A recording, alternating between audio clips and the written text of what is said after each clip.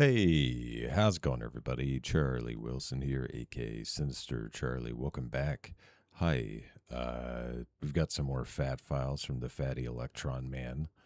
Um, yeah, this is about mattresses. Money laundering. Why are there so many mattress stores? I've never been to a mattress store, never bought a mattress from a mattress store. I always had mine mail ordered, delivered. Um, yeah, so I don't know what all you guys are doing. I don't know why would you need to step foot in a mattress store? I don't know. Maybe you're getting like one of them Tempur-Pedic, like one of those electronic mattresses or something. Anyway, we're gonna like it. We're already subscribed because we're cool.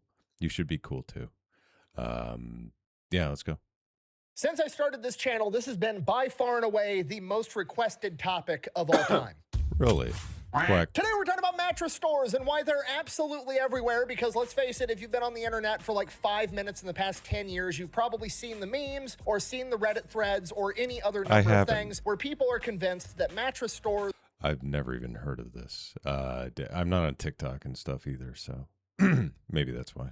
Or a front for laundering money, right? I mean, Makes that's sense. the only plausible explanation, because there's literally mattress stores across... It's like Long John Silver's. You don't know why they're still in business. It's got to be some kind of drug front. Across the street from mattress stores. You've been in a mattress store. You've never seen any other customers there ever. The average person buys a new mattress once every 12 years. Why is there 17 mattress stores in a town that's got 30,000 people? It doesn't make any sense. So after receiving thousands of comments to look into it, I have finally looked into it, and I have come to the conclusion it absolutely is not money laundering, but they're definitely up to something. And to be honest with you, it's kind of genius, and we're going to get into it right after a word from our sponsor. All right. Delete. The hell? What is happening? Go ahead, show them your Christmas presents. Oh. The little Transformers. The train's going by. I didn't know he had kids. Huh. Good for him. Oh, that's cute. All right, get out of here. Get the hell out of here. All right, you guys know the deal. Delete Me. Online subscription model. You give them money every month. They turn around and make sure that data brokers on the internet aren't selling your personal information. What does this actually do in practice? It gets rid of a bunch of robocalls and spam emails. And on top of that, your personal info isn't just floating around the internet for anybody. Are you related to this person? We've sat Did you through go this to this ad high so school? many They times. knew everything about me and knew exactly who I was just by... Again, they will force them to delete it again. Not only does this mean your personal information... All right, use the promo code emails. In my opinion, Electrician. it's definitely worth it. I've been using them since before they were paying me to talk about them, and I'm going to keep using them after they quit paying me to talk about them. If you want to give it a try, I'll have a link and a discount code down below. Let's get back to the video. Okay, mattress stores, laundering money. I'm going to be honest with you. I've avoided making this video for like several years now because I've known the entire time that they weren't laundering money. I knew they were up to something, but I knew it wasn't that, because at face value, it didn't make any sense. And I knew that because I know what money laundering is, and the average person doesn't really know what money laundering is. They like kind of have a general idea and they know it's bad, so it just like is an easy plug and play answer to justify things that they don't understand. Okay, basically everything looks like a conspiracy theory if you don't know what the fuck you're talking about. That's pretty much what this amounts to. Sure. How do we do it? Okay, so let's know what we're talking about. What? I've seen Office Space. I kind of know.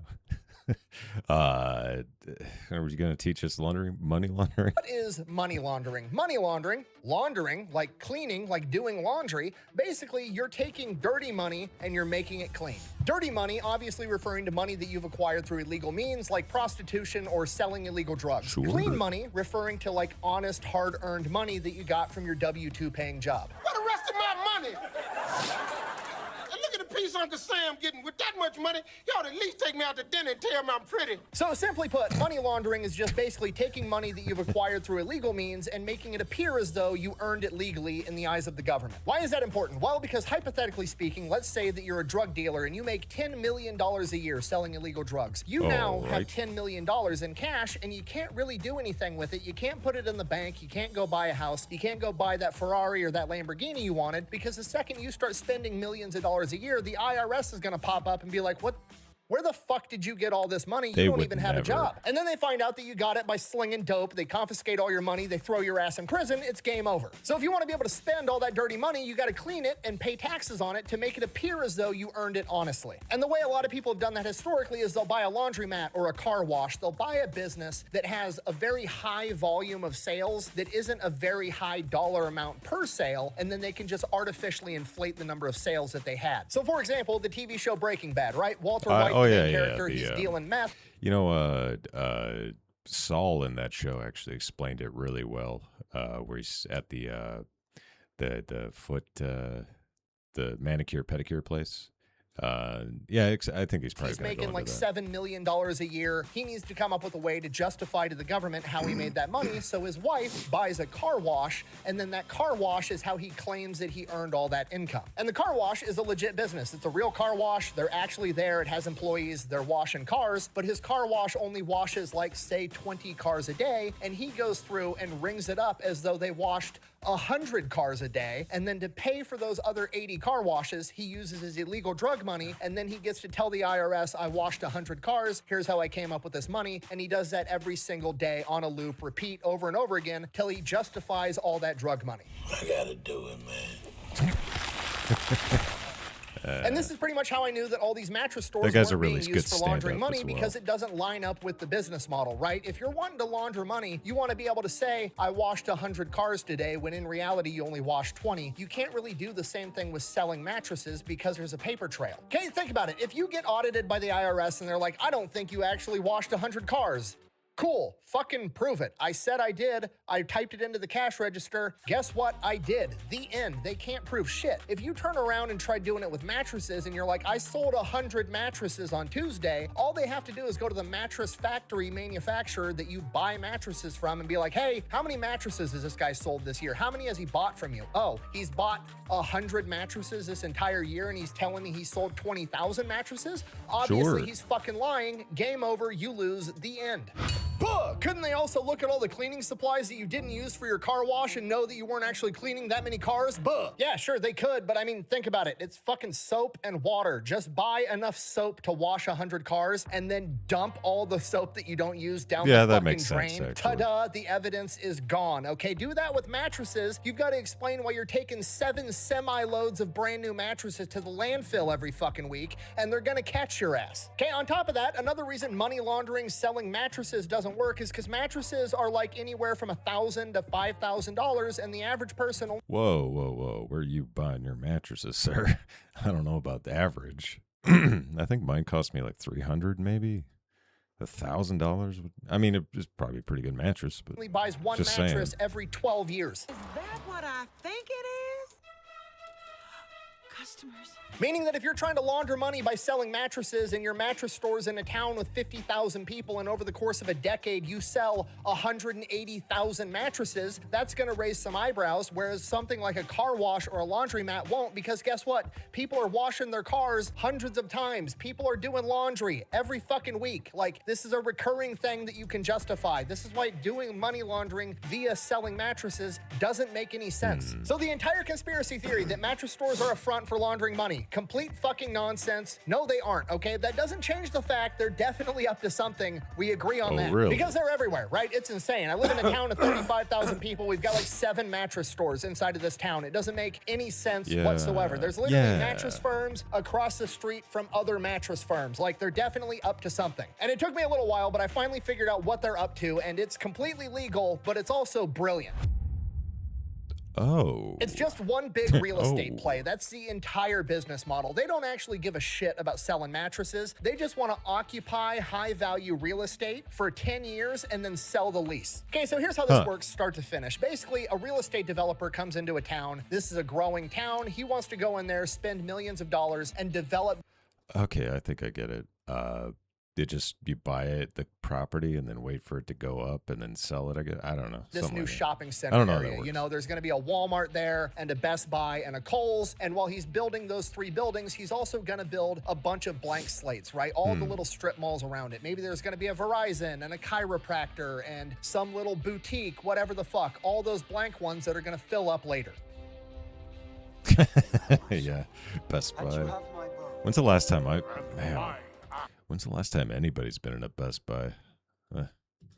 So a mattress company, like hypothetically Mattress Firm, will go to this real estate developer and be like, hey, I run Mattress Firm. We want to put a Mattress Firm inside this shopping center. We're willing to sign a 20 or 30-year lease right now that we will be there for the next 20 or 30 years. On top of that, we're a mattress store. I don't need much. I'm not like cooking food. I don't need extra ventilations for like oven hoods. I don't need anything fancy. I literally just need a big open room because I'm just going to set a bunch of beds in it with one cash register, and I'm going to have one employee sitting there dicking off on their phone while they get 3 customers a day for the next 30 years. This means low building costs for the land developer, and it's a guaranteed income for the next 20 to 30 years, so they're willing to give Mattress Firm a really good deal on this 20 to 30-year lease. And this is why you'll see a Mattress Firm across the street from another Mattress Firm, because if it's a big enough shopping facility, they'll occupy multiple spots because I've never even noticed that. I don't get out that much these days, but I mean, I've never really noticed. again, they're not actually You see a lot of one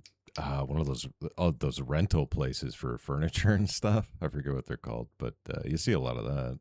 there trying to sell mattresses. They just want to hold that location as Rent long a as center. possible until the property value goes up. That's all they're trying to do. They're just trying to break even for like 5 to 10 years, right? And mattresses have anywhere from a 50 to 900% markup. So these mattress stores really only need to sell 3, 4, 5, 10 mattresses a week or a month to be able to break even and pay their cost. And then 5, 10 years down the road, once that town has continued to grow and businesses are coming in and cycling out, you know, like this boutique came in, it went out of business. Now there's more people in town, so they're bringing in a Subway. But now Subway is going to pay a higher lease rent because there's more people in that area. There's more shopping. The property value is always going up. But Mattress Firm is still locked in with that original 20 to 30-year lease at a fixed price. So they're paying way less than everybody else. It is at this point that they flip the script and they leverage the fact that their business fucking sucks, right? Nobody ever goes to a shopping center because they want to go to Mattress Firm. You know what I mean? They're not Yeah, last mattress I got off Amazon.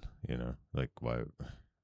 bringing in any foot traffic. Like, you know, there's a big shopping center, there's a Walmart there, and it's like, oh, I'm gonna go grocery shopping, and while I'm going grocery shopping at I'll get a Walmart, mattress. I'm also gonna stop by Kohl's, and while I'm there, I might as well stop at Verizon, and then we'll have lunch at Subway. So these shopping centers all kind of feed on one another, but Mattress Firm doesn't contribute anything to that, which is actually lowering the property values. So in the eyes of the real estate developer, the guy that actually owns the building, he's like, man, they're locked in for the next 20 years, but I wish I could get some other business in there, like a doctor's office or a dental office, somebody that's bringing in foot traffic, because when that foot traffic comes in, statistically, you know, 1 out of every 5 people isn't just going to go to the one place they went there for. They're going to stop at some of the other stores, and that's going to raise all my property values that much more, and then I get to charge everybody even more rent. So Mattress Firm, or whatever the mattress company is, then goes to the real estate owner and is like, hey, I'm willing to sublease this out to a dentist or a doctor or some other store that's going to generate more foot traffic. I get to keep the money. I'm paying, you know, $1,500 a month rent, $2,000 a month rent, whatever it is. Currently, that's valued at $4,000. So I'm just going to pocket that $2,000, and then you're going to let me do that because you're also generating all this foot traffic, and you're going to make your money up on the rest of it. The other option is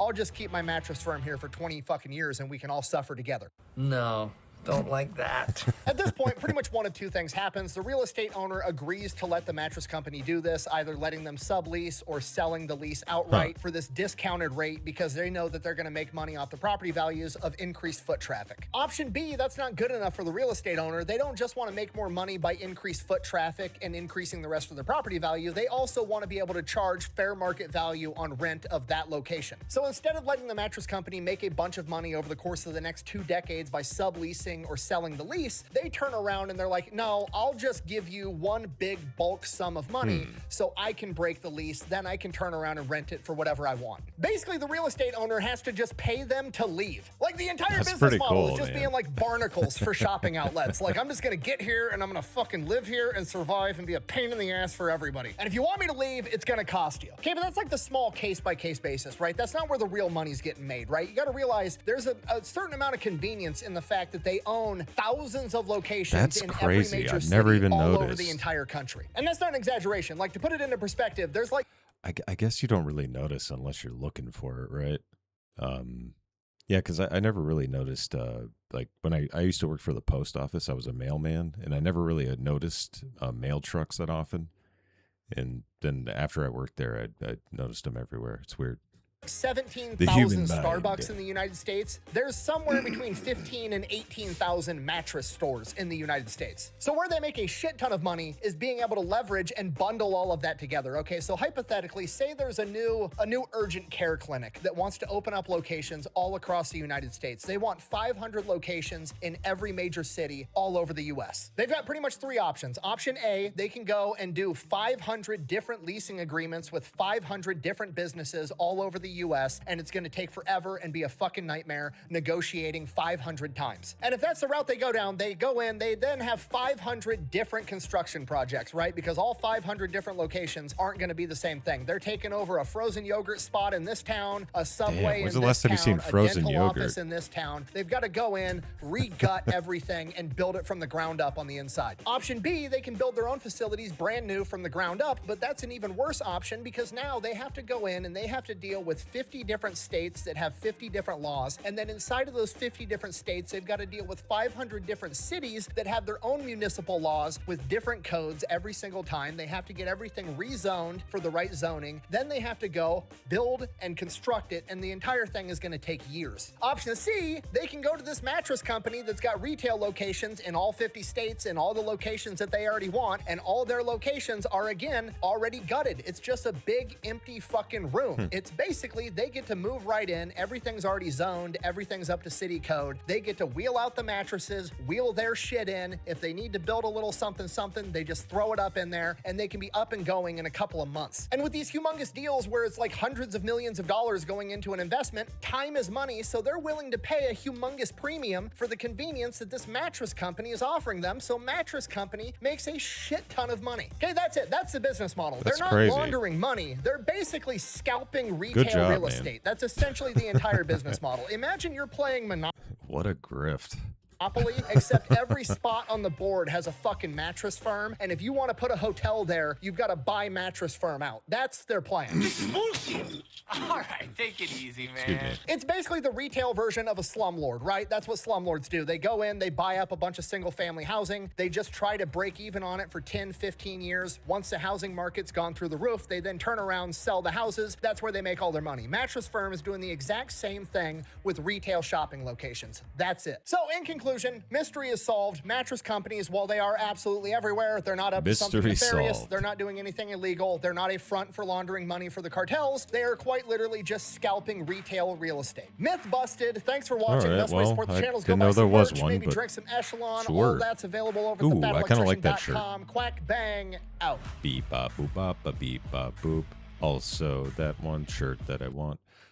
There was that Bazooka Charlie shirt that I don't think you can get anymore that I really wanted. It makes sense. They used to be my nickname in high school. Anyway, thanks for watching. I really appreciate it. That was fun. I didn't even know that was a thing. Must be some TikTok trend that I don't know about. Anyway, thanks for watching. Please like and subscribe down below. Helps out the channel. I could use it. And comment down below. Call me a jerk. Tell me how much did you pay for your mattress? I'm bad with engagement.